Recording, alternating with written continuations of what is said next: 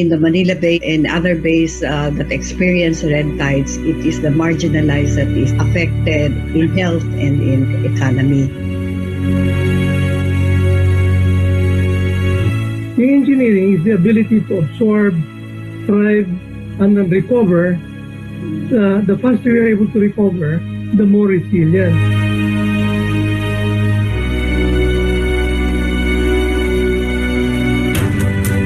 Sa Pilipino, ito ay katibayan at katatagan sa mahirap na sitwasyon at ang kakayahang bumangon muli. Yung ecological naman, the ability to adapt. Yung evolutionary resilience, Vale, to really innovate and be creative. Resilience is really being able to spring back from adversity, but it should have learning. And therefore, it strengthens you to be more resilient than before the adversity came to you.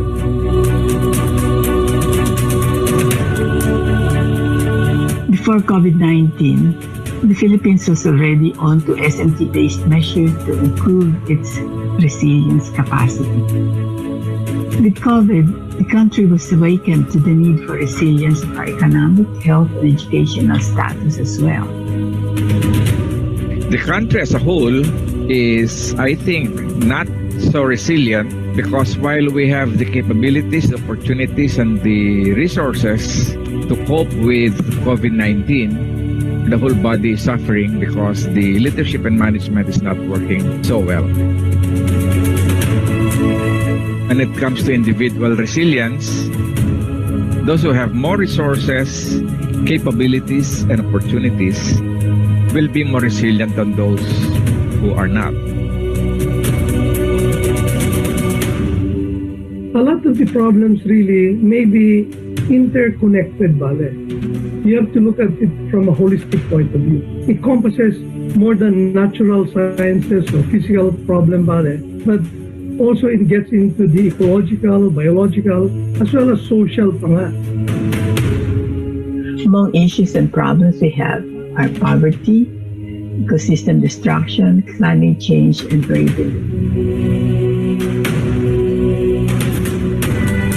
Much of our attention is placed only after the disasters happen. What we should do really is to take early action years before the hazards strike, and we should put our attention and our resources into that type of planning. We need SMT-based transdisciplinary and inclusive approach to coping with possible hazards. The fragmentation of society needs to be resolved for resilience. Communication is very, very important. And we should communicate to the people using not just scientific communication means, but through arts, music, understand the mindset of the Filipino people so we can communicate better.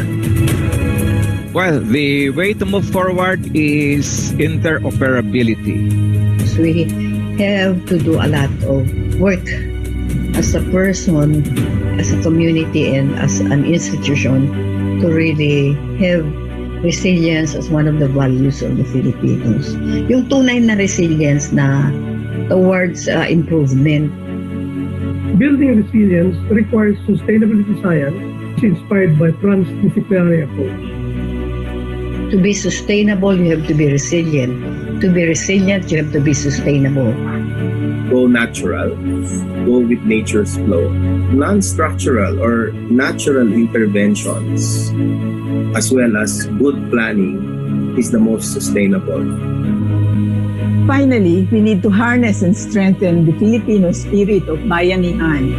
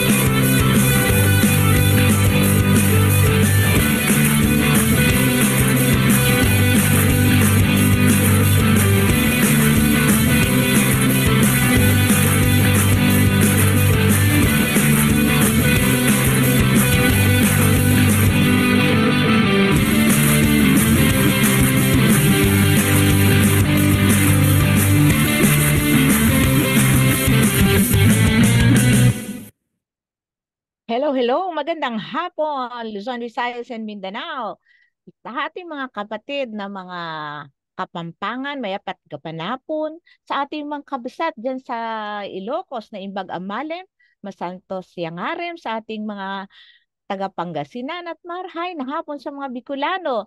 At sa atin naman mga igsuon dyan sa Visayas, maayong hapon, maupay nga kulop, maayong ugto. At siyempre sa ating mga kapatid sa Mindanao, Assalamualaikum, malinggat mahapon, mapiyakaw, tuwa, alungan, and buenas tardes. Para po sa ating mga panauhing banyaga, good afternoon, annyeonghaseyo, konnichiwa, salamat siyang siyang. Welcome po sa ating mga regular na tagapakinig at tagapanood sa Zoom at sa ating Facebook Live. Hello po sa inyong lahat. Hello, hello, kapartner na Paul. Magandang hapon uli at mabuhay tayong lahat. Welcome sa ating ika-46th episode. Wow, ang layo na talaga ng narating natin. 46 na, no? Ito yung ating The Filipino Sustainable Development Goals or SDG Action Hour. Ito yung lingguhan natin kumustahan at kwentuhan para sa maganda, maayos, mabuti at makabulang kinabukasan. Isang oras na naman tupol ng hitik nating kwentuhan, no? Yung mga usapin talaga namang napapanahon at alam mo, Paul, eto na naman. Natutuwa na naman ako kasi kabataan na naman ang ating guest sa hapong ito. Gusto ko talaga na itong pattern na to na palaging may mga youth tayong kasama, no? Yung makita na ang ating mga kabataan ay masigasig na nakikilahok sa usapin ng kinabukasan ng ating bansa. At sa hapong ito, na naman makabuluhan at interesanting topic na naman ang ating pagkukwentuhan, ano? Kasi dahil itong ating kapanauhin sa hapong ito ay expert pagdating sa usapin ng GIS o yung tinatawag na Geographic Information System. At kanyang tatalakayin ng mapping and the SDGs, ano, ayon sa experience ng LGU ng Benguet. Tama po, Ma'am Dada. Ako din po ay proud dahil kaisa na talaga ang mga kabataang tulad ko sa paghahanda sa kapakanan ng kinabukasan ng mas nakababata pa sa atin. At ang ating nga pong panauhin ay batang-batang licensed environmental planner at forester. Ang ating pong piling panauhin ay nagtapos ng kanyang Bachelor of Science in Forestry sa University of the Philippines, Los Baños at ang kanyang major ay Forest and Environmental Resources Management. At ang kanyang pong field of expertise ay Forest Engineering. Wow! At alam mo ba na he completed his master's in urban management from Benguet State University. Bagamat siya ay pinanganak sa Calamba City sa Laguna, talaga nung nag-aral siya na kanyang master's sa Benguet, naisipan na niya dito na kaya muna ako kasi ang ganda ng weather dito, marami pang strawberries, no? Anyway, ang kanya namang doctoral degree ay in forest resources ay kanyang natapos from Kongju National University in South Korea. At yung kanyang postdoctoral and research fellowship ay sa South Korea din, pero sa Korea Forest Research Institute naman. Kaya anyong hat sa'yo sa aming guest. Kung hindi ba naman talaga magaling ang ating panauhin, Paul, akalain mo siya ay college scholar for 3 consecutive semesters, no? At kung trainings lang din naman ang pag-uusapan sa field of GIS, environment, at forestry, hindi matatawaran ng mga naduluhan na ng ating panauhin simula nung taong 2017 hanggang sa kasalukuyan. Tama po, Miss Data. At ang ating panauhin ay well-published na rin at his young age. Marami na po siyang articles na naisulat when it comes to environment, GIS, forestry, landscape and ecological engineering at marami pa pong iba. At sa katunayan, noong October 10, 2022, meron siyang 200 citations with H-index of 8 ayon sa Google Scholar. At dahil nga po sa kahusayan at sa kanyang pusong public servant, no, simula pa nung taong 2002 ba, 2003 hanggang 2022, siya ay masipag na miyembro ng iba't ibang professional organizations na ang focus ay ang paglilinang o pagpe-preserve ng ating inang kaliskasan o ang restoration ng ecology ng ating society. Totoo po yan, Miss Dada. At dahil na nga sa kanyang pagiging maalaga sa kapakanan ng ating kalikasan, siya ay involved sa iba't ibang mga proyekto tulad po ng Climate Risk Vulnerability Assessment para sa Climate Resilient and Sustainable Agriculture, mobilizing investments and community participation in SDGs through geomapping, community-based flood risk management project for Abra River Basin bilang project leader, climate risk vulnerability assessment of major agricultural crops in Benguet Province as lead researcher, GIS database and mapping on the state of environment and human health in high-input agricultural ecosystem, and popularizing access to biodiversity information data and conservation efforts or PABIDA ko. Ilan lamang po yan, Ma'am Dada. Naku, grabe na Paul ha. Parang hindi naman nagpapahinga itong guest natin kasi idagdag pa dyan ang kanyang mga relevant coursework tulad ng Introduction to Geographic Information System, Introduction to Remote Sensing, Forest Engineering, Forest Biometry, Watershed Management, Forestry Business Management, Forestry Economics. Pwede pala natin, National Scientist Dr. Lourdes Cruz, pwede pala nating hatakin itong guest natin doon sa ating initiative sa flooding in Bulacan and Pampanga dahil doon sa kanyang nakita nating binanggit mo, Paul, kanina na kanyang involvement, no? Pero wait lang, hihingan muna ako kasi naman sa galing ng ating panauhin, natural marami siyang awards and recognitions na natanggap, di ba, Paul? Totoo po yan, Ma'am Dada. Kanina nga po, nabanggit na noong 2018 ay most cited Google citation profile siya among Benguet State University employees. Best Paper Award naman po natanggap niya noong 2019 in the category of Science, Technology, Engineering, and Mathematics, doon na ginanap po na sa 4th Global Research and Education Conference. At siya rin po ay ginawaran ng Most Outstanding Researcher Award noong taong 2021 ng Benguet State University. Nakatanggap din siya ng CALSA Award o Distinguished Alumnus in Research. Ito daw yung tinatawag na Praise Everlasting Award. O ano masasabi mo dyan, Paul? Dadagdagan pa po natin yan. At noong October 2022 nga po, he received a Distinguished Alumnus Award for Special Achievement from UPLB during the UPLB Loyalty Day. At nito nga pong darating na September 29, 2023 ay gagawaran na naman po siya ng isang pagkilala bilang one of the regional winners ng 2023 Presidential Lingkod Bayan Award Individual Category under the CSC Honor Awards Program. Pangalanan na po natin, Ma'am Dada. Oo nga, alam mo Paul, palagay ko yung wall ng sa bahay nitong guest natin punong-puno na no, sa kanya mga awards. So, tunay namang namumutik-tik ng relevant works, engagements, at maging mga awards itong ating speaker, no? Kaya wag na natin itong pagtagalin. Excited na ako eh. Let us give the screen to our guest, Professor for and the Director of Center for Geoinformatics of Benguet State University. Everyone, let us all welcome Dr. Recinto Ian C. Lumbres. Yan. Ako So, talagang... magandang hapon po sa ating lahat. Dr. Lumbres, talaga naubos yung hininga ko sa awards mo. Anyway, welcome po. And sige, go ahead na po. Okay, so to make it less formal po, no, you can call me Ross na lang po. Mas gusto kong tinatawag ako na Ross o Kuya Ross. So something like that. So ako, for this... Tatawagin sana kitang Kuya Ross, kaya lang matanda ako sa'yo. Pwede naman po, ma'am. Pwede rin po. Okay. Okay, go ahead. Thank you. So for this afternoon po, no, I was tasked by Sir Paul na to discuss itong isang project namin na tungkol sa pinagsama yung dalawang magandang topic. Number one is the Geographic Information System and the other one is the targeting the Sustainable Development Goal. So it's a good project na it's a collaborative project between local government units, non-government organization, even some private sectors and national government agency, and of course even the academe. So nagtulong-tulong kami to create this website para matulungan natin itong mga different stakeholders on their investment, especially in addressing their sustainable development goal. So siguro ipanood muna namin po yung aming video about this project, then I'll discuss the website later on. So sige Sir Paul, ikaw po muna.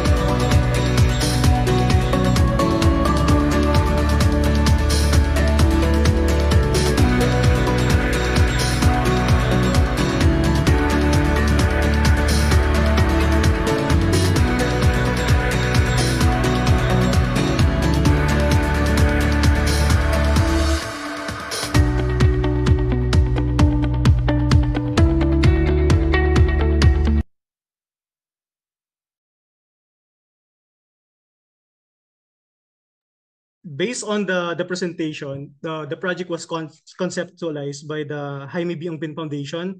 Isa po sa major non-government organization dito po sa Baguio City and of course in Benguet Province.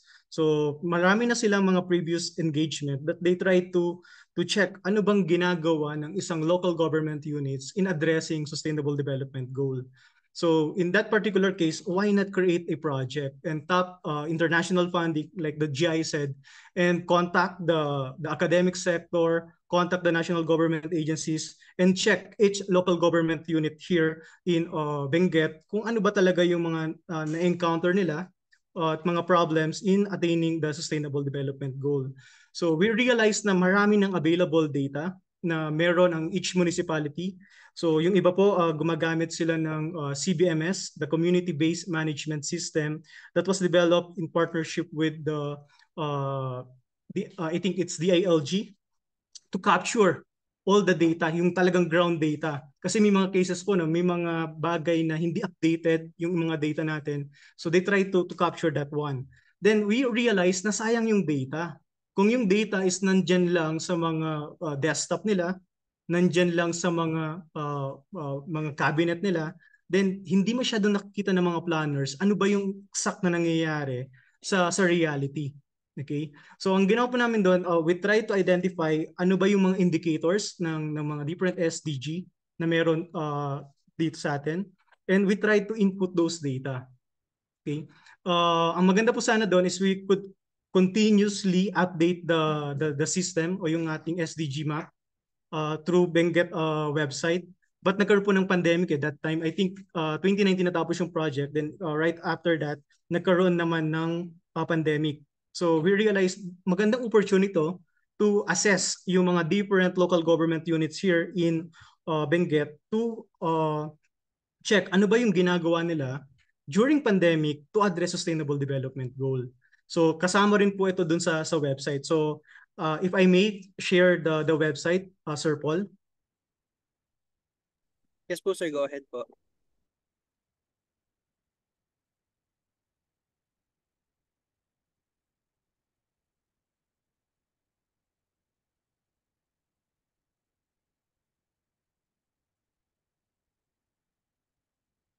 Sir, kayo po mag-share ng website. Yes, Thank you yes. po. So I hope nakikita na yung screen ko, no? Yes po.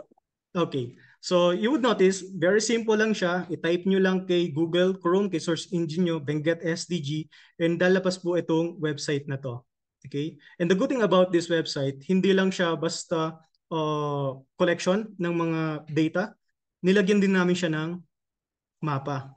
Okay? So in this way, yung mga planners natin, even the decision makers, could easily check ano bang current status ng municipality ko. So let me provide one good example here. So for example, we have here certain SDG, let's say quality education, and lalabas ngayon yung mga indicators na meron tayo dito. Kapag chinek natin ang isa dito, number of children not in elementary school, so magkakaroon siya ngayon ng mapa. So the darker the color, mas mataas yung number niya. The lower the color, mas mababa yung number niya. And maganda rito, if you example for this case, bakit sobrang red ng La Trinidad? So let me check on that one. So lalabas ngayon yung information dito. So you would notice ilan ba yung number of children not in elementary school, then even the funding, the data source lalabas dito kung ano siya. Okay, so and we do this for all, not all SDG but certain SDGs na medyo okay yung mga data based ng mga local government units. Then ayun. Tapos aside from that, it was mentioned earlier during pandemic, in-identify din ng project ano ba yung mga ginagawang PPAs or program project activities ng each LGU to address pandemic at the same time to address sustainable development goal. So for example po, no, we have here, let me click La Trinidad again.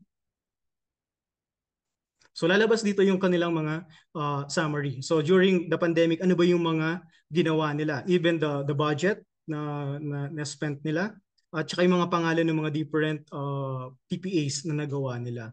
Okay. So in this case, we are hoping na magtuloy-tuloy itong klase ng website na to. So it's no longer available sa different LGUs. Nasa internet lang siya. Ganun kabilis. If you want to access this information, just go to the internet. Nandiyan lalabas na siya. And at the same time, meron na rin siyang mapping component. So through the use of Geographic Information System. And to sustain this project, actually we conducted several trainings for the local government units and other NGAs, technical staff, on how to use Geographic Information System. And the good thing about that training, we use free software, the QGIS. So hindi nila kailangang gumastos ng million just to buy software kasi yung ibang reason nila, sir, wala kaming pambili ng software. So hindi namin magagawa yung project na yan. So we convert the module into QGIS base para madaling i-download anytime, madaling i-update, it's free. Tapos yung module, kaya nilang sundan ng ganung kabilis. So we are hoping na masustain to ng local government unit. So in the future, magkakaroon ng mga bagong data dito. So once it becomes available. So yun po. So thank you po.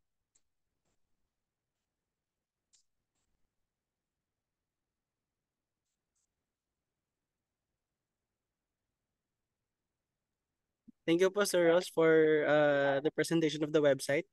If may questions na po tayo from the panel and from our audience, please send na lang po sa ating Q&A box. Ma'am Dada. Yes, wala pa ako nakikita question pero ako may, ayan. Sige, unahin na natin. Nakataas na yung kamay ni Academician Ruben Villarreal. Go ahead, sir.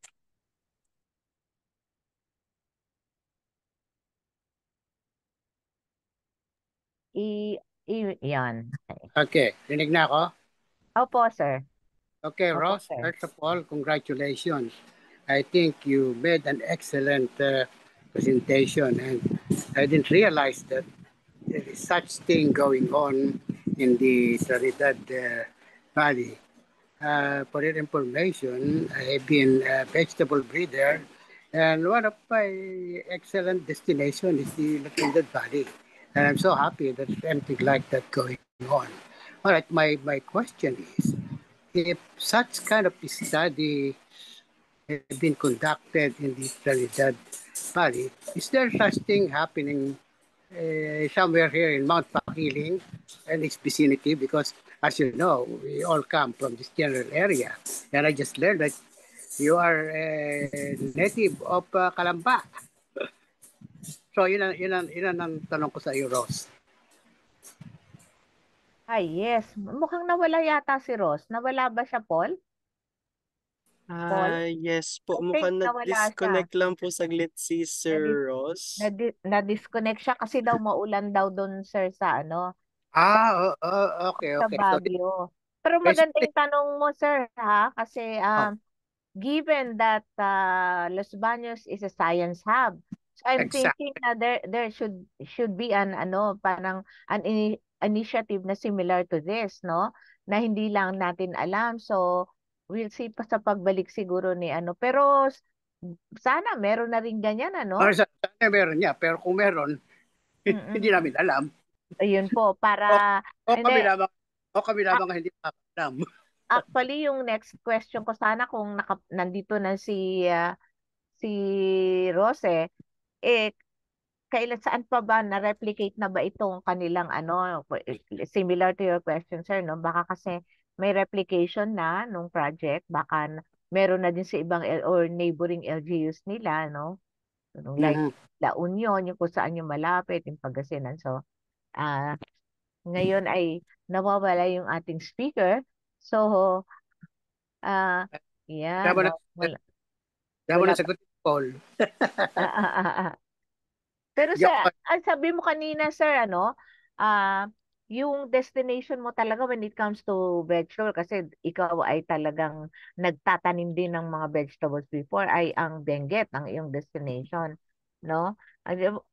Ano po ba yung mapunta na tayo kay sir kung ano pa ba yung mga vegetables na parang yung tinatanim at that time, at gaano kalaki naman, sir, yung iyong Well, in the first place, I mentioned that because the Institute of Plant Breeding has a small cottage at the compound of Benguet State University.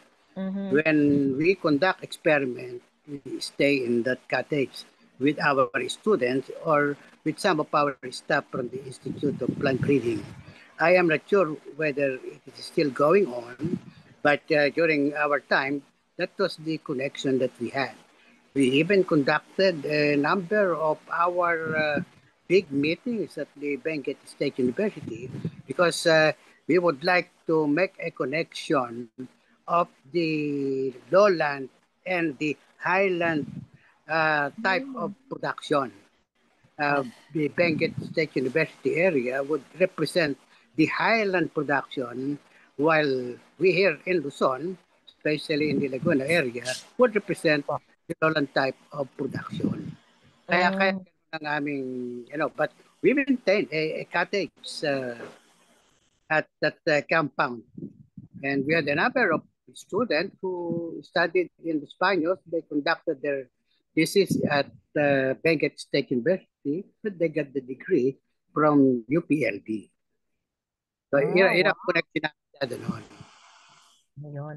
Hindi pa nakakabalik ang ating guest kasi nagkaroon daw po sir ng power interruption sa Baguio. Maybe because of the weather, no? So siguro Ma'am Luli, NS, Cruz, siguro since hindi pa nakakabalik yung ating speaker dahil nagkaroon daw ng power interruption, baka you would like to talk about shortly, briefly lang po ma'am about our initiatives ng FEP, yung tungkol dun sa flooding, so we can also siguro pag merong mga tayong member ng press dito magkaroon din sila ng interest about our initiative. Yes ma'am, go ahead. Baka si Paul can show yung ating problem video. 3. The problem 3. Okay. Sige pa, for a while pa. Oo, so siguro a little of the na lang ma'am. A little ito na, si Dr. Pasensya po, nag-brun out, nawalan po ng kuryente sa buong area po. Okay sir. Nako, nag-adlib na kami dito Pero yes, thank you that you're back Since kakababalik mo lang, ayan, uulitin ngayon ni sir yung kanyang I think you heard about the question of academician Villarreal. Napakita mo ba yung aking question? Sir, hindi po, nawala na po sir that time. Okay. Basically, my question, if you have done something spectacular in that area, do you have something like that here in Mount Makiling? May similar initiative na daw Badjit sa Los Baños. Natin na gumawa niyan, and to what extent? Sir, for Mount Makiling ba sir? No, I mean to say, Makiling and Baños siguro. May Batang Batangas dyan. Okay, sir. Batang Pablo, Sir, sa ngayon po, ang usually gumagawa nito are usually mga taga-SUCs but for their own institution. So I think isa po ang Benguet sa mga nauna to really map out itong mga indicators natin for SDG and what are the PPAs na ginagawa. Kasi sir, ang isang requirement po na ginagawa ng CHED sa aming mga taga-SUC is to apply sa THE ranking with real impact. So sa ranking po na to, nakalagay doon yung mga ginagawa mong initiative to address sustainable development goal. But for LGU, sir, medyo kakonti pa lang yung gumagawa. Sa academe kasi yung parang meron talagang minimeasure. Ang ibig sabihin, Rose, yung ginawa mong yan for that general area ay hindi pa nagagawa in the vicinity of Mount Makiling and the surrounding area. So wala pa noon. Wala pa, sir. I think nga, wala pa daw sir, pero hopefully meron na in the nearest future. And in fact, itong question natin sa Q&A box, I think is also related, no? Sabi niya to Sir Lumbres, it's nice to know you are an advocate of SDG and imparting your knowledge and skill in GIS. I admire you. I would like to know how far in Luzon have you reached out in conducting a training? I am hoping that you can expand further, not only in Luzon, but also in the most parts of the country. Actually, that's my vision for the Center for Geoinformatics. Not only just a provincial powerhouse, but become a national powerhouse in conducting geographic information system. So nakapunta na po kami ng Batanes. In the whole Cordillera, nakapag-training na po kami in Bicol region and of course in Soc-Sargen region. So kung gusto niyo lang po talaga magkaroon tayo ng more collaboration with GIS and other application, meron po kaming website or Facebook page that is Center for Geoinformatics. Nakalagay po doon, nakaline na po doon yung mga trainings na kinoconduct namin. So we can have a future collaboration po. Siguro, Ross, you can share in the chat box siguro yung Yes po, link, sige po. yung link later on. Meron dito pang isang question from Miss Maria Cecilia Almeda. I believe that some LGU personnel underwent training in GIS and SDG. However, the implementation is poor. What can you say about that? Actually, ito ma'am yung isang nakikita kong problem with doing trainings. May mga cases po, nagpapadala sila ng yung mga hindi permanent na mga tao during the training. Then after that, after 1 year, another training, iba na naman yung taong Siyempre, umupo. So wala na nawawala ng sila, no? sustainability. Yes po. Kasi yung mga Kaya, pinapadala yung tama ma'am. dito, Kaya ang not even magandang... contractuals, ano? Yes po, yes po, yes po. Kaya ang magandang ginawa ma'am ng Jaime B. Ongpin Foundation is to create a project na hindi lang training, magkakaroon talaga tayo ng website development, integrating all those data na meron tayo. At the end of the day, hindi lang training yung naibigay namin sa LGU, even a good website containing important information, nandun na po siya. So sana maging parang model itong naging project po namin with Jaime B. Ongpin kasi ang ganda po niya. You have the private sector, you have the NGOs, local government units, academe, and even national government agencies nag-collaborate. Lahat ng data na meron sila, pinagsama-sama namin to create this website. Paul, may follow-up pa yata si Miss Almeda? No? Sa Yes, Q&A? Additional input lang po from Miss Maria Cecilia Almeda. Kung kaunti lang po nalarin ko sa QGIS and ArcGIS, kaya lang wala sa practice, so nakalimutan na. Kaya I think I would like to be refreshed under your mentorship, and ang galing ng plan mo, sana ma-realize soon. Yes, oo. Tada, Yes, sir. Academician Villarreal. bago po itiklop ang aking mga bibig. Kung hindi, kung aking mali, tamain mo ako, Ross, hindi ba ikaw outstanding young scientist ng NAS? Yes sir, yes sir. 2022 parang hindi nabanggit yun eh. I remember doon sa evaluation namin some time ago, you were one of the outstanding young scientists that we identified, and NAS awarded you. Congratulations. Yes, nakabanggit po yata, sir. Thank you po, sir. Nabanggit mo? Okay. Nabanggit po, opo. Okay. Thank you very much. Ang dami kasi, sir, kaya hindi mo matatandaan lahat ng awards niya. Pero nabanggit ko. Ang katutat niya, baka hindi naligtawan ko yun. Oo, Thank you again. Congratulations. Kaya nga, sabi ko nga, Academician Villarreal, yung wall ng bahay niya, wala nang mapagsabitan.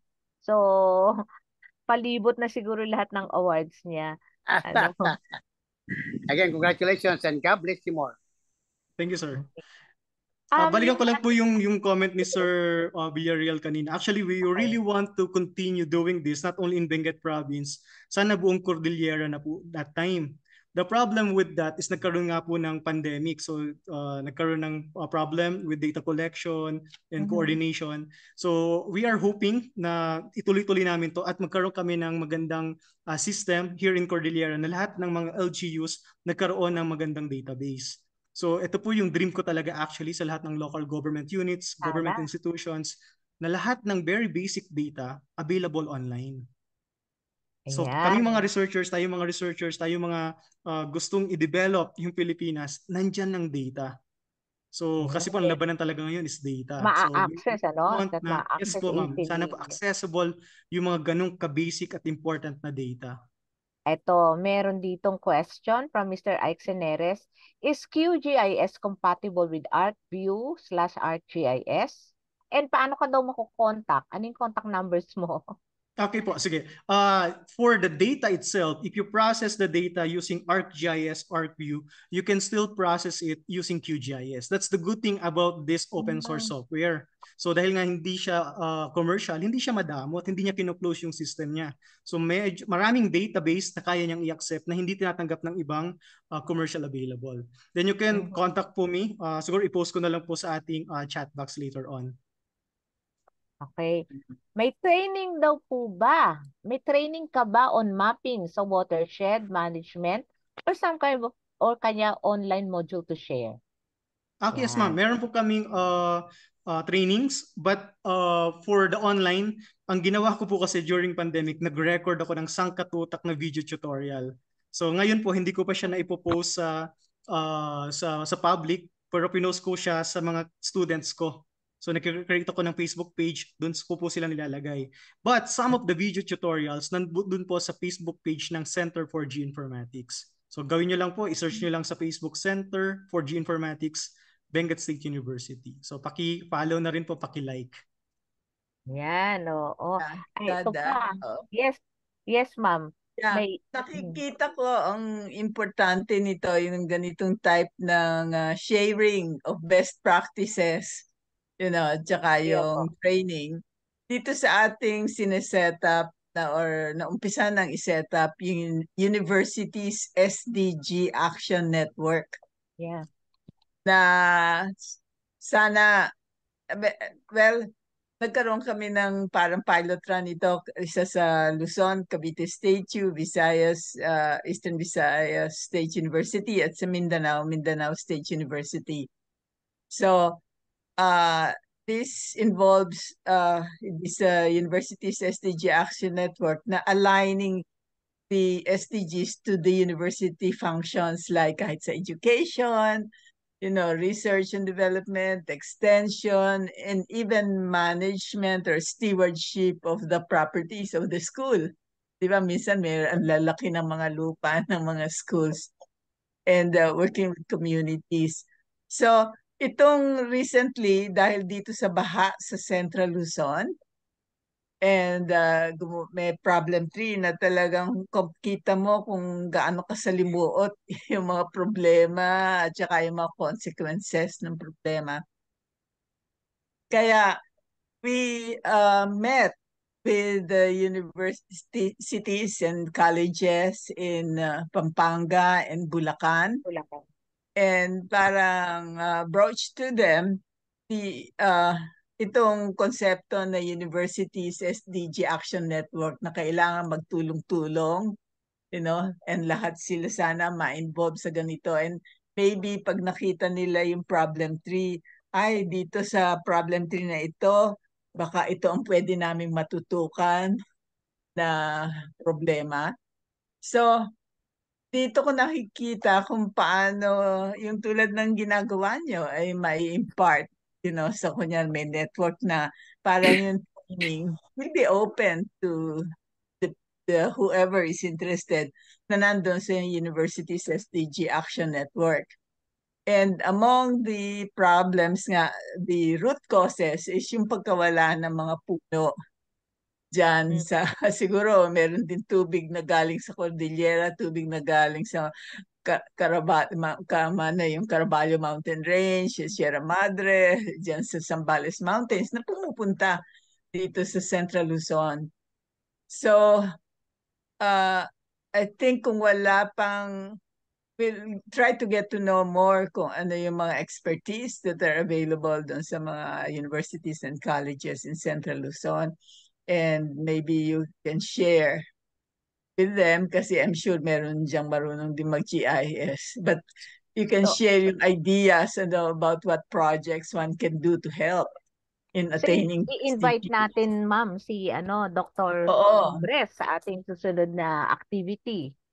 And maybe we can have a University's SDG Action Network sa Cordillera. Yeah. Yes, ma'am. Yes, ma'am. Yan. Dr. Ross, thank you, Ma'am Luli. There's a question here from Dr. Efraim Metilio of MSU IIT. Doc Ross, are you aware of other government agencies using GIS for SDGs? Like the NAMRIA, the OST, National Climate Change Commission, DNR, as examples? Are they involved with your projects on GIS? I think meron ng mga national government agencies na gumagawa rin po ng mga GIS mapping for their own institution. For this particular project po, we are involved with other national government agencies like even DSWD, even TESDA, sinama po namin sila with this project, DILG, and DNR. So lahat po yun nakakasama po namin. So maganda sana na maging parang model itong project na to na i-adapt ng ibang provinces and other government agencies po. Ayan. Sige po. Ito, sunod-sunod na tanong. Can it read XLS/CSV? Can it export XLS/CSV files? Are you using data from www.planet.com? Ayan po yung Actually, mga yes, you can actually download the data. Ito yung maganda sa sa kapag available siya online, you can get the data that quick. So nagiging CSV yung format niya. At the same time, kung meron kang CSV format na data, you can use that one para lumabas ngayon siya dun sa ating website.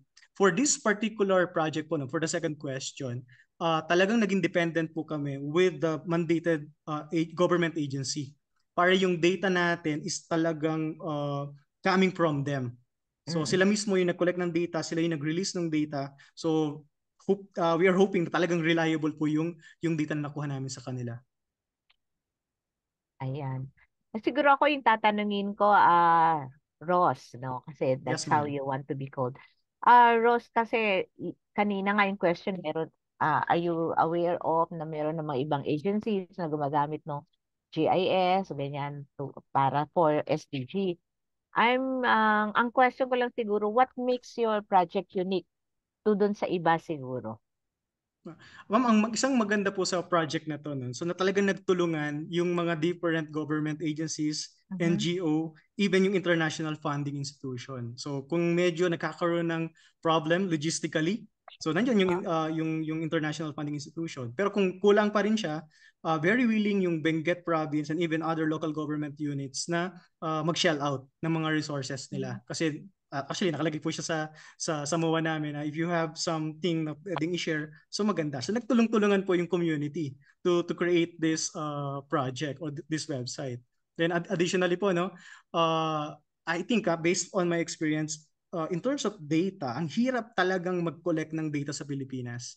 So based on my experience in South Korea, nandyan lahat ng data, nasa desk mo lang siya. Available siya online. But in the Philippines, meron pa ring mga government agencies na tinatago nila yung data na collect naman through taxpayers' money. So sana lang po na as much as possible, ganun kadali na yung accessibility sa data. I know there are some government agencies that would argue na because of national security, hindi pwedeng ibigay yan. But yung kanilang in some tinatawag Data Privacy Act nila. yes po, opo. Pero I think there are some important basic data na kapag nilabas mo naman, hindi naman siya ganun ka-threatening sa national security, but very important do sa mga researchers at sa mga development agencies. Na-affirm ko yan kasi as researcher talagang ang hirap mag-collect ng data, especially from LGUs, no? Kaya maganda na you are using the community-based monitoring system, no? Doon kasi yon compilation of all the data from each of the LGU kasi provincial ba yan yung CBMS na ginagamit mo? Actually, ma'am, hanggang po siya, hanggang barangay level. Barangay, So, pwede tapos, mong i-pinpoint. ang kumukolekta kasi niyan, yung probinsya. Yes so, po, yes po. kung doon ka sa probinsya kukuha ng CBMS nila na data, kompleto yan. Pero pag sa barangay ka, hindi ka makakuha dyan. Sa LGU, medyo hindi rin. So, maganda na sa CBMS ka kumukuha ng data. Yes po. Ayan. I think there are questions here. Ayan. Paul, I think there are some more questions sa ating Q&A box. Yes po, before lang po ito, meron po tayong isang anonymous question. Ang question po is, can GIS be utilized in site-specific establishment for agricultural systems? Actually, kayang sagutin to ni Paul. So yes, actually, kung sobrang specific niya, pwedeng-pwede. We have one project, but it's really a project by International Center for Tropical Agriculture na landscape-based na ng agriculture yung ginagawa nila in Isabela. So pwedeng-pwede po siyang gamitin. So ito yung isang maganda with GIS. So isa yung technology, but ang dami niyang application. Ang daming fields na pwedeng paggamitan ng GIS. So one example is this one for planning activities, for investment activities. So napakagandang gamitin po ng GIS. No, Paul, ikaw yata yung anonymous Joke. Anyway, meron pa dito. Reaction. Even the one PSA, hindi updated ang data. Okay. And then dito, hindi mo daw nasagot yung, are you using data from www.planet.com? For this project, ma'am, hindi po namin ginamit. Hindi. Talagang yung mandated government agency po yung pinagkuhanan namin. Kung health, kumukuha CBMS kami ka sa lang talaga. DOH, Oo. CBMS, and even other government agencies po. Oo, why? Why did, may I ask, why did you not use those? Kasi ma'am, ang gusto Other- nilang gamitin is official data from the government. So Okay. yun po yung parang pinagkasunduan ng Hindi dapat yung mamimigay sila ng data kasi Yes, ano, ma'am. Kaya special gusto that's the nila. good thing about this project, ma'am. Talagang nagbigay po sila ng data. So walang taguan ng data. Available lahat ng data. Ganun po kabait yung LGU dito po sa amin. Okay, kasi sa inyo. Who is helping you daw from Jaime Ongpin Foundation? Is it Ernie Villaluna daw ba? Sino daw ang tumutulong sa'yo from Jaime Ongpin Foundation? For this project, ma'am, si Ma'am Corazon sa Honas po. Okay. Sige, okay. Ayan. Baka may anonymous question ka pa dyan, Paul. Go ahead. Actually, meron pa po. May follow-up po yung sabi ko nagtanong din. is, how about po sa livestock production? Yes, Okay. of course. Pwede yan. So ang daming ngayon po we are trying to develop system using GIS remote sensing na although dito livestock but more on sa crops kasi isang problem here in Benguet is sometimes nagkakaroon ng oversupply ng isang crop. So syempre pag oversupply siya ng ganung crop, nagkakaroon ng mababang presyo. So ang taas ng supply, ang baba ng presyo niya. So we would like to try na magkaroon ng crop zoning sa Benguet. So but it's still an idea na dapat kapag gantong season magkakaroon ng isang magandang management system. Ito yung tinatanim ni Farmer A, Farmer B. So para at least ma-project natin ano ba yung magiging production later on ng gantong specific na crop. So but we are still trying to develop that particular research. So yung tungkol dun sa crop, okay na ba? Nasagot ba ang anonymous question mo, Sir Paul? Okay na po, Dada. Wala na po silang follow-up. Wala na follow-up. Okay. So yung about crops, nasi-sense or na-detect din ba yung mga parang mga tawag dito? Yung mga insekto na nakakasira sa mga crops? Yes, ma'am. Even the plant health, kayang i-assess po yan ng mga sensors natin. But ito nga, kailangan natin i-develop yung technology. Kailangan natin i-develop yung correlation between the color. Kasi kapag pinicturean po yan, color siya. So kapag ganito yung color, ano ba yung parang correlation niya? So ganito ba yung health niya? Bakit ganito yung health niya? So ganun, ma'am. Yun ang kailangan i-develop ng mga researchers po. Ayun, kasi parang mahirap i-detect pag colorful yung halimbawa, yung pinag-uusapan natin kanina, yung strawberry. Ganon, di ba? Paano? Siyempre, yun yung talagang, kumbaga, yan yung pinupuntahan sa Baguio, no? Parang Yes kayo po. sikat. Tapos parang, nadidetect ba bakit parang paliit ng paliit ang strawberries ng Baguio? Sa nutrients, ma'am, pwede rin siyang i-detect. I see. But we have to use the remote sensing side na mama. Not just specific GIS, but remote sensing. Kakapturean niyo yung mga plantation area. Tapos malalaman natin ano ba yung NDVI niya, yung Normalized Vegetation Index niya. Tapos bakit ganun yung kulay niya. So we need to create some correlation. Parang napaka-komplikado, no? Pero ang ganda, no? Ito pa, from Miss Maria Cecilia Almeida, sana all, lahat ng LGU sa buong Pilipinas participative in projects na ganyan ni Sir Lumbres. What can you say about that, sir? Dapat, ma'am. Dapat talaga. Kasi ang isang objective po talaga nung project is to make sure na yung ownership hindi sa amin.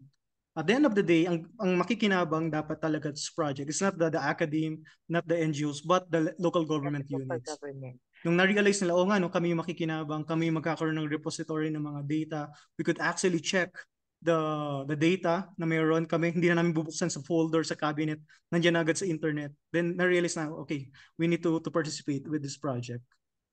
Gaano ba kalaki ang gagastusin na Ross ng isang LGU para magkaroon ng ganitong klaseng proyekto?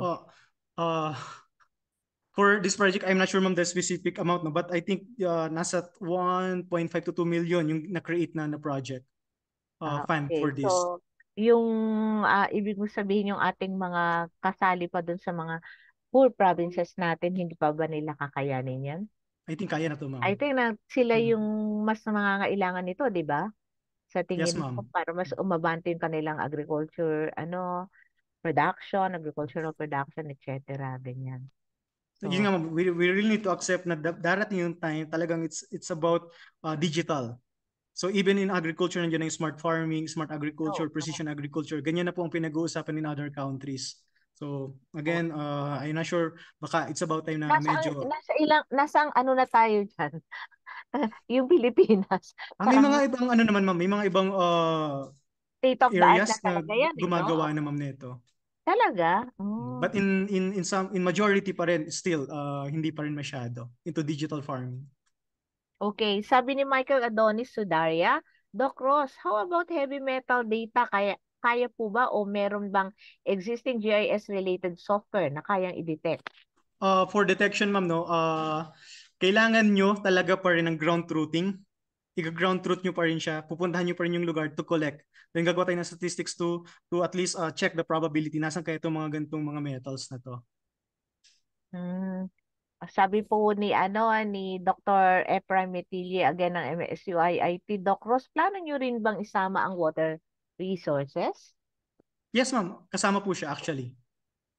Okay. At so ngayon, kasama na po talaga siya, no? Okay. Lalo, ma'am, dito sa Cordillera, sa Benguet, watershed cradle of the north nga po kami, or the Philippines. Lahat ng every space dito sa Benguet talagang part ng watershed. So very important sa amin ang water resources. Oo. Pero marami bang tubig sa Benguet? Yes, marami, ma'am. The problem is yung collection. Ayun, yung pag-collect sa kanya.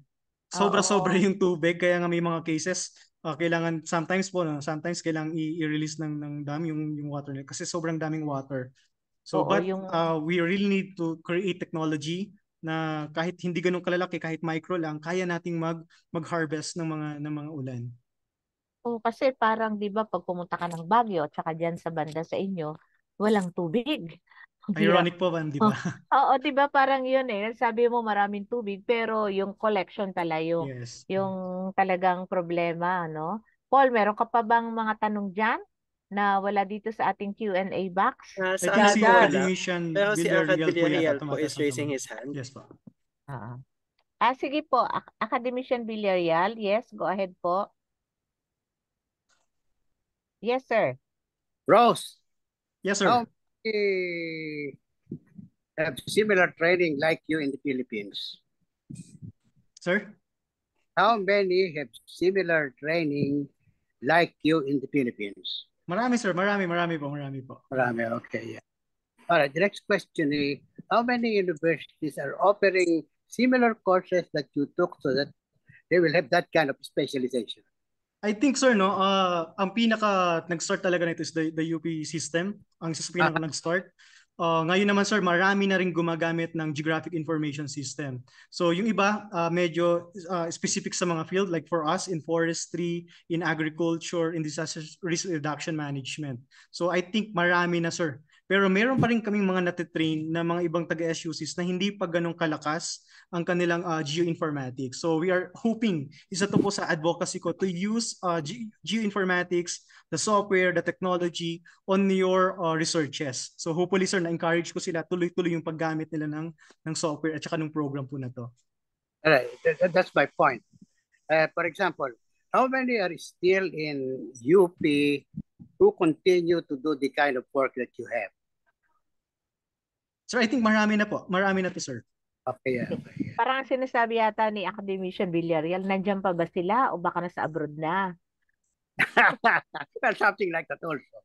Ibig sabihin, baka meron na yan ng bilang pero hindi naman din sa atin nagtatrabaho at doing something else somewhere. And that those who are supposed to be the one imparting the knowledge and expertise are no longer with us. Yun ang aking point. Ano ba, ikaw? Buti na lang, sir, nandito si Ross sa atin. Benguet State University, how many of you are there who are doing the kind of job that you are doing, and whenever you are pirated by a foreign country, how many will replace you? Meron ba? Sir, part ng mentorship ko yan, sir. Na kung umalis man ako, mawala man ako, kunin ako ni Lord, for example, merong papalit po, sir, sa akin. So it's part of my mentorship. Ayaw ko nang nawawalan ng sustainability. So meron akong natitrain talaga, sir, na sunod-sunod. Okay. Thank you very much. Thank you, sir. By the way po, ang university po ng Benguet State University, tinap namin yung Balik Scientist program ng DOST rin.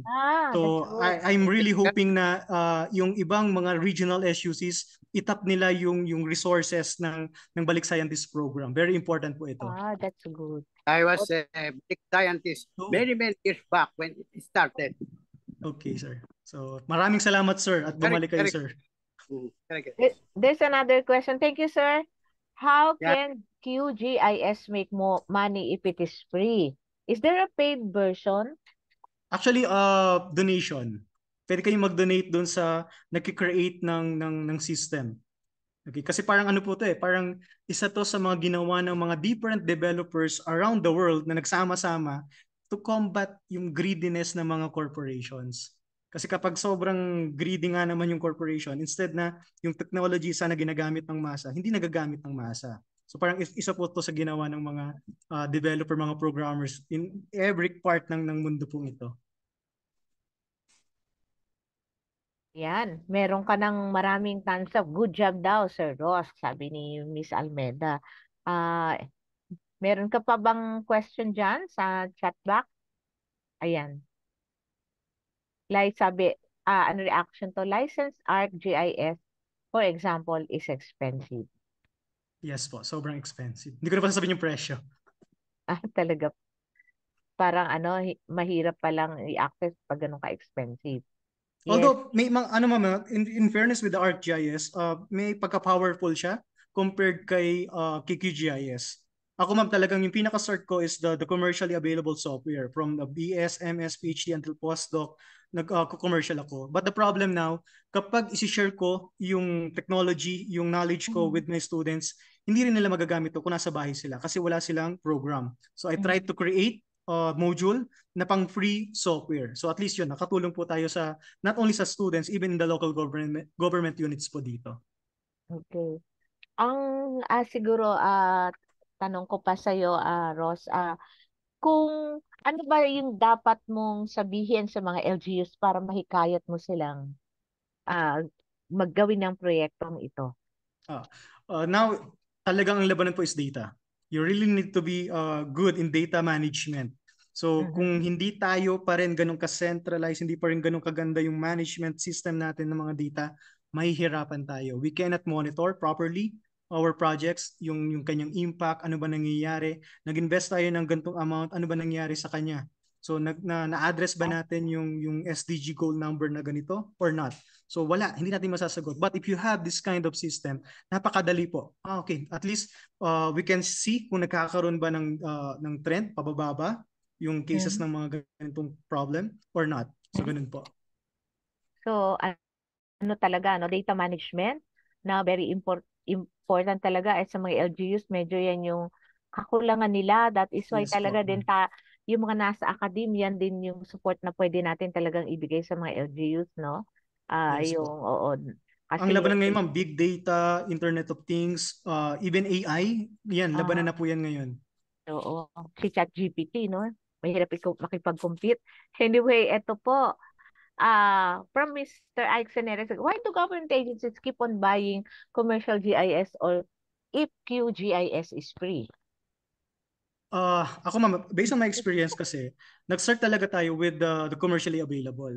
So may mga cases, it's really uncomfortable to transfer. So tanungin ko po kayo ngayon, available naman ang OpenOffice. Bakit hindi tayo gumagamit ng ganung software? But still, nag-stick pa rin tayo with dun sa commercially available na software kasi nasanay na tayo. So ako nga, ang isang advocacy ko, gamitin muna natin itong mga free na software. Then kung talagang gumaling ka ng gumaling, if you think there's a need to buy, then sige, okay, you can buy. Oo. Naku, kami nga no? Gumagamit talaga kami ng mga free na Project Libre, yung mga mural na free. Sige lang muna, pagka talagang high level, saka nabibili, di ba? Tama. Meron pa ditong isang reaction from Ms. Almeda, Ma'am Dada, hindi lahat ng LGU naka-internalize ang impact ng SDGs or nakaka-internalize. So, duda lang ako. Some are really passive. Ayan. Ano masasabi mo dyan, Sir Ross? Tama, ma'am. Yes. They need to realize yung importance ng pag-address ng mga SDG. So, even in Benguet po, dapat it's now integrated with their various plans. Importante po yan. Sa lahat ng mga plano nyo, isama nyo yung pag-address ng SDG goal. Yes, lalo na sa mga LGUs natin, ano, especially those na involved in housing, resettlement, no, you have to really parang tingnan mo kung ano dun sa mga SDG goals ang nasasagot or baka hindi mo nasasagot, no? Yan, napakaganda. O yan, meron pa ba tayong dito? Wala na. Okay. Meron po ba? Okay, isang hirit na lang. Pwede pa pong humabol sa kung may mga katanungan pa tayo dito kay Sir Ross. Ma'am Baka, Dada, si yes, Sir Cesar po, naka-raise po ang hand. nakataas. Okay, Yes sige. po. Sir Cesar, go ahead po. Ross, congratulations for your achievements and pioneering initiatives. No, I see the thrust to link up with the LGUs, and you're already with Benguet State, so there's also a thrust on SUCs, and we're also linking up here in Future Earth. No, do you also have a formal thrust towards communities, the farmers, and the like, para maintindihan din nila? So if you can give details on the thrust towards communities, because maganda yung binanggit mo kanina na yung mga farmers malaman din yung markets para sa kanila eh. So I think together with the GIS, you're reaching out to LGUs, then SUCs, also something formal with the farmers, with the people. Salamat. Yes, sir. Actually, sir, meron kaming another project, that's the climate risk vulnerability assessment, kasi we realize na yung negative impact ng climate change, malaking sector na tatamaan nito are the farmers. So we really need to involve them. We need to understand them. Ano ba talaga yung nararanasan nila? And we map it out. So minamap din natin po itong mga gantong klase ng mga ideas na meron sila. So yun po. So lalo po rito sa Benguet, no? Highland vegetable, very important po na sector itong mga farmers po natin. So yes sir, we continuously involve them not only in our center but in other center po ng Benguet State University, like the root crops in terms of potato production. So ini-involve din po talaga sila. But just a follow-up suggestion, since yes, you're at Benguet, baka your geoinformatics center can link up with economics or agribusiness. Yes, sir, yes, sir.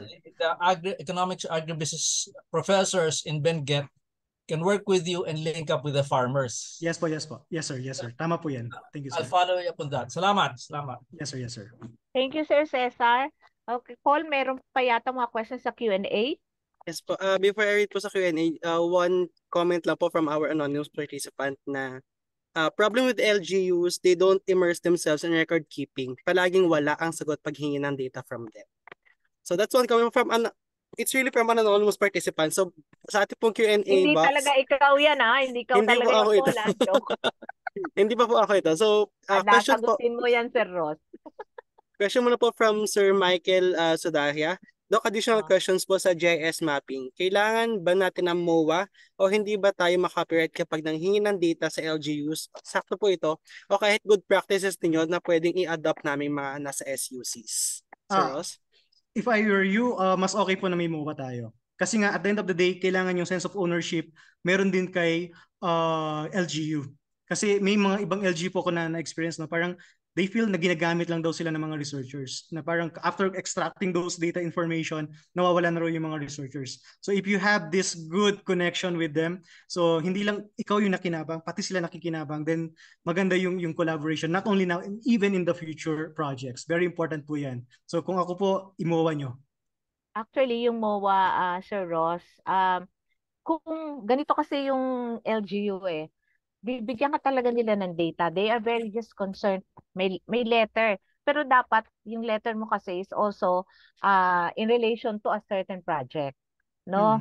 O kasi otherwise hindi ka nila entertainin kung wala kang dalang letter. Pero in particular dun sa proyekto na yon na kailangan namin ng data ng ganito because of this project, no? Kasi may ongoing ngayon na kasi ngayon na malaking project na ang DOTR on South Rail Project. Oo, yes, South Rail Project. So, ang daming communities na kailangan mong, ang daming LGU, kailangan mo ng House of Economic Data because sa resettle. Ang concern lang nila, the MOA is actually between the organizations going to conduct social prep and the DOTR. So, yun ang may MOA. Pero you cannot have MOA with the LGU just because humingi ka ng data. Magpa-present ka ng letter in relation dun sa ano. May mga ganyan-ganyan sila. Pag may letter ka na, wala ka ng problema. Basta may letter lang na galing sa DOTR or letter from SWD, okay na yan. Pero in relation to a certain project. Yes Ayan. po. Yung sa akin, ma'am, yung sa akin is for if you have a project, research project, like funded by a particular institution. So yun, that's the time na Oo, talagang dapat kailangan may yan. MOA sana. Yes. Is it possible daw ba to migrate 100% of the data from ArcGIS to QGIS? Majority, ma'am, pwede. Kayang gamitin to ng QGIS.